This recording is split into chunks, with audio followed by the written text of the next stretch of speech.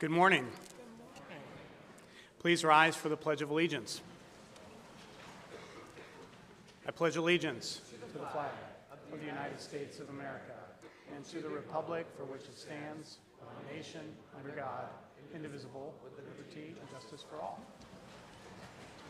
Okay, let's welcome Rory for today's announcements.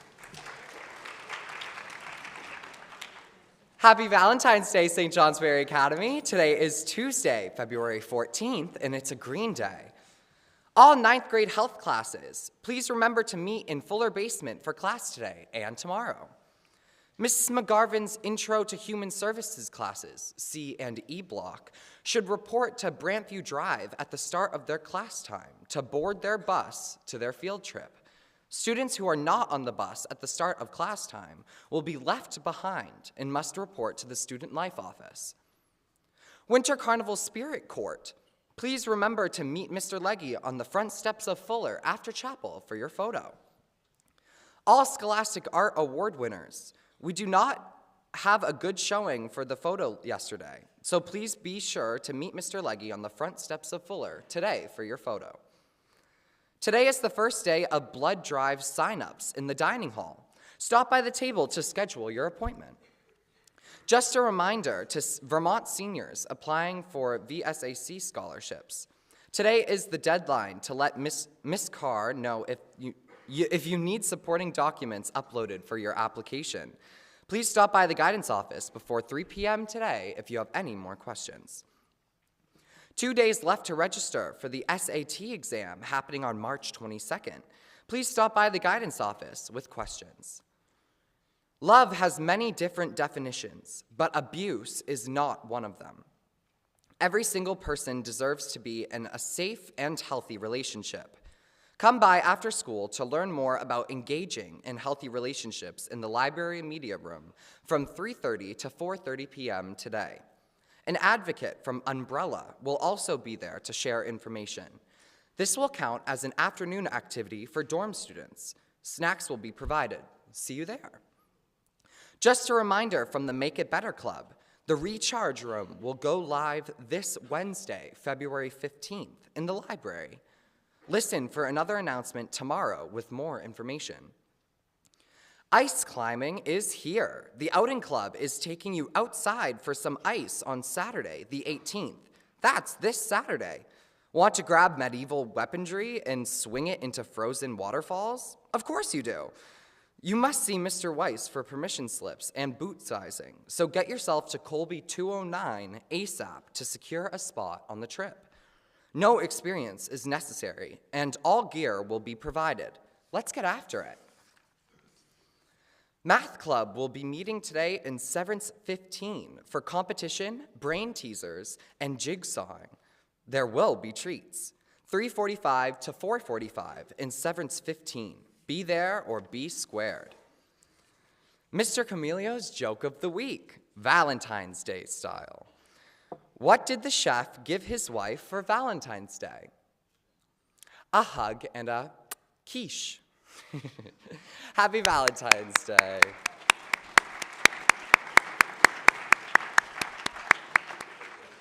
Happy birthday today to Claudia Canuto, and a special happy birthday to Jimena Mayorga Santana from her friends Sashka and Ruth. Happy birthday.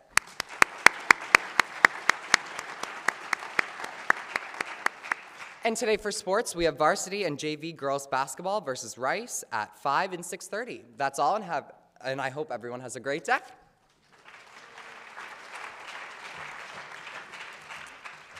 Thank you, Rory. We have a couple late announcements. The Hilltoppers were relentless all game long en route to a bounce-back win over number 3 ranked South Burlington, 69-60. Harry Gang had 22 points, followed by Rex Hauser with 12, Carrick Meadows with 11, and Aiden Brody and Carter Bunnell each tallied 8 points. Congratulations to varsity boys basketball.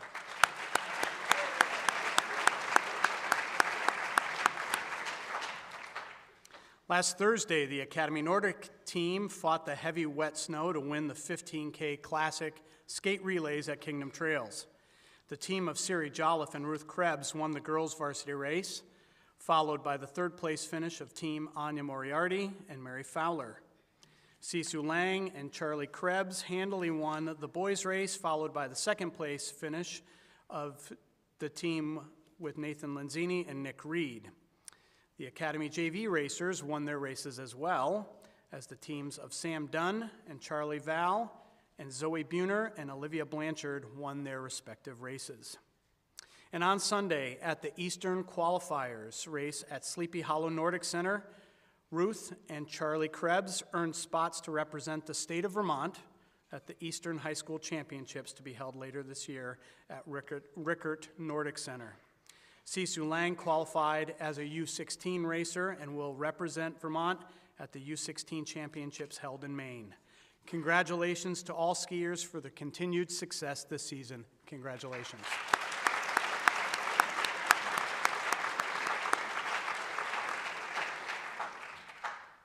And one last late announcement from a few different lenses on campus. I would just like to share with you. We want to make sure on campus, and we're all part of this. If you see something, please say something. So as regards safety, it's important that if something doesn't look right to you, go and inform somebody else. And so specifically, just a reminder that if you see an adult in the hallway, you don't recognize them, and you don't feel comfortable approaching them, it would be appropriate to go and tell somebody. They should be wearing, all of our substitutes should be wearing a substitute pass. So again, if something doesn't look right, you see someone on campus you don't recognize, please go tell somebody, and please do not allow entry into buildings. So there are a couple of exceptions. If you see someone going into Colby, they're likely checking in at the main office. But other buildings, please do not open doors for other folks on campus. Thanks for your attention to that. All right, now I'd like to have you welcome Laura and Dylan up to the stage with an announcement about the Harvest of the Month. Laura and Dylan.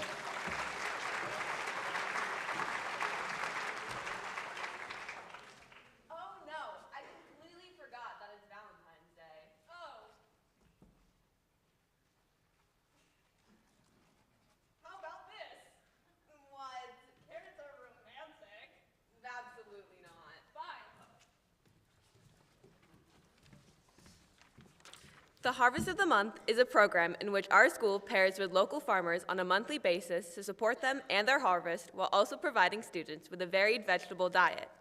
As you may have caught on, we're here to talk to you today about carrots. More specifically, this month's Harvest of the Month, carrots. Carrots can help lower cholesterol levels, improve eye health by providing a good source of vitamin A.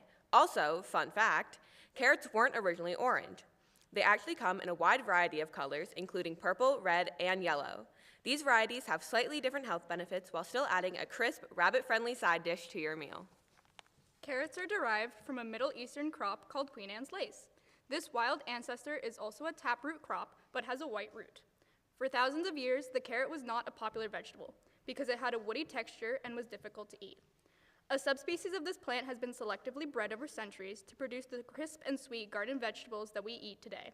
Today, the largest producers of carrots are China, the United States, Poland, Japan, and France. So make like a rabbit and eat your carrots. You'll find them featured in this month's dining hall dishes. Enjoy!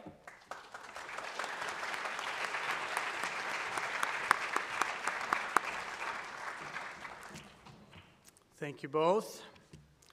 And now I'd like to invite Jaylyn and Celine to the stage with an important announcement. So welcome, Jaylyn and Celine.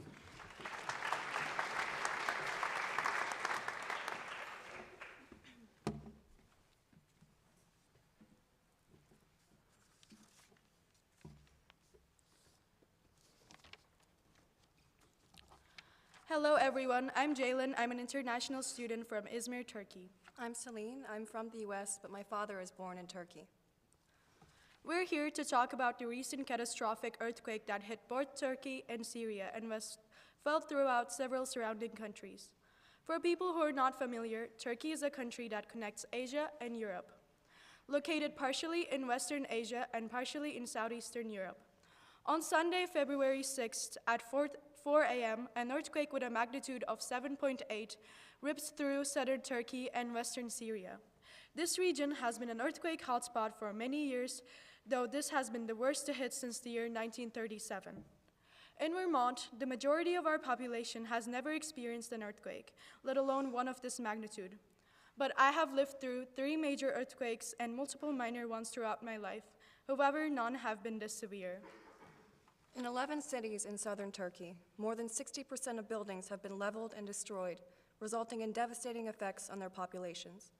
Gaziantep Castle from the Roman era, which was preserved for almost 2,000 years, is now destroyed. The collective death toll in both Turkey and Syria has risen to more than 35,000 and is expected to rise substantially in the coming weeks. Thousands of people have been under wreckage without food or water, collapsed infrastructure either killing them or severely injuring them, and waiting for government aid to help dig out those buried in the rubble. In freezing temperatures, many are sleeping in the streets, waiting for the news of their families and loved ones. Both of our families, from Izmir to Istanbul to Marmaris, were thankfully safe, but they were the lucky ones. Thousands of civilians are suffering, and the challenges they face are unimaginable and unnumbered. It is important to spread awareness of this catastrophic event, as the magnitude of this disaster goes far beyond the cities that were directly hit. Across the world, approximately 30 countries, as well as the European Union, are sending aid and resources to both Turkey and Syria to contribute to the effort. However, rescue teams are having difficulty reaching all the cities in enough time. More than a week has passed since the initial earthquake, which means many who haven't been yet saved have already lost their lives, and only a few will be taken out alive. When you're trapped under a building, there are usually 3 circumstances. 1, you die quickly due to fear or injury from the pressure of the destruction. 2nd, you die slowly due to starvation and thirst while screaming for help, knowing that you're dying and never going to be able to say goodbye to your friends or family when your body starts giving up. 3rd, you get taken out alive, severely wounded, living with trauma forever. This is the case for many children that have been saved but will have to live the rest of their lives without their parents, siblings, and families. You never know when a natural disaster is going to happen. And one day you're arguing with your parents in your living room, and the next, there's no living room to be or parents to argue with. Your favorite playground that you grew up hanging out with your friends is gone. The tree that you planted in your garden is now full of ashes, only a home for broken memories. In times like this, we realize the importance of the people and places we might take for granted in our lives. Although it is too late to save people, you can help with rebuilding infrastructure and homes that were destroyed, as well as helping pay for the education of kids that were affected. People are buying their own debts for $25,000 by the old buildings without strong foundation. We don't need your sympathy. We need your help to provide resources and necessities to ensure physical recovery from this tragedy. Turkey has been one of the most prominent hosts of refugees and immigrants with people from all over the world, including both Ukraine and Syria. As of now, the entire country is in mourning. Now we ask you to help Turkey. While it may seem like there isn't much we can do, there are ways we can contribute. While the date is to be determined, we will be hosting a variety day to contribute to the efforts already underway in rescuing civilians and reducing the rubble. Due to severe inflation, $5 is converted to almost 100 Turkish liras, so every contribution counts. At this time, we ask you to join us in a moment of silence in recognition of the lives lost in the past week in both Syria and Turkey.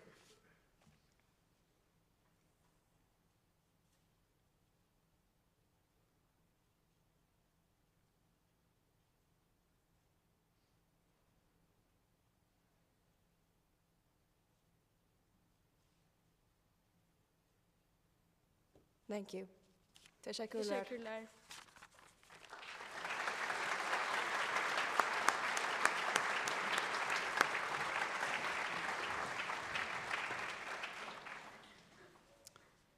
Jalen, Celine, thank you. Thank you for, as you said, bringing our attention to the incredible and tragic loss in Turkey.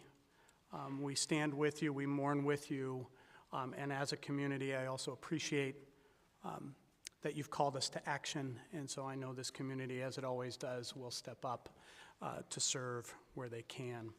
And again, it strikes me on a day when we, Valentine's Day, when we celebrate love, we love those around us when we see their need. And so thank you again. I hope you have a great day, faculty.